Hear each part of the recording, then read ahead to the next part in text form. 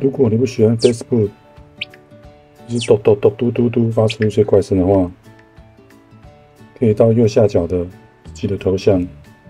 然后滑到最下面，选择设定，然后滑到设定，然后到影音内容，要把应用程式音效关掉。哦，